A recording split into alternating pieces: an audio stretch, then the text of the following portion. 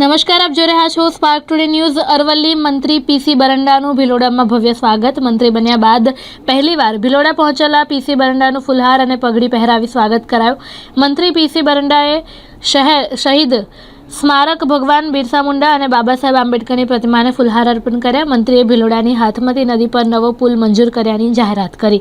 24 કરોડના ખર્ચે હાથમતી નદી પર નવીન બ્રિજ બનશે। ભિલોડા અભિવાદન કાર્યક્રમ દરમિયાન મંત્રીએ કરી જાહેરાત।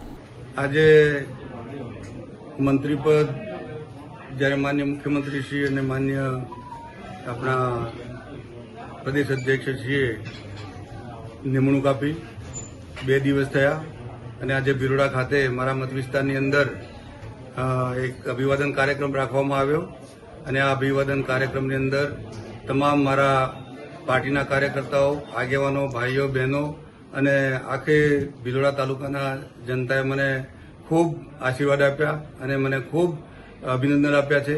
ત્યારે માન્ય મુખ્યમંત્રીશ્રીએ આપણે એક હાથમતી પુલ જ્યારે ચોમાસાની અંદરથી બંધ કરેલો હતો એમાં લગભગ માતબર 24 કરોડ રૂપિયા જેટલી માતબર રકમ આ જ્યારે મારા મંત્રીપદ બનતાની સાથે જ મેં મંજૂર કરાવી છે અને ટૂંક સમયની અંદર આ કામ આપણું હાથમતી બ્રિજનું ચાલુ થઈ જશે અને આજે આખા ગુજરાતની અંદર આખા 6 કરોડ વસ્તીને આખા મારી માથે જિમ્મેદારી આપી છે ત્યારે હું આખા ટ્રાયબલ વિભાગ અને અન્ન અને પુરવઠા વિભાગની જવાબદારી હું નિભાવીશ।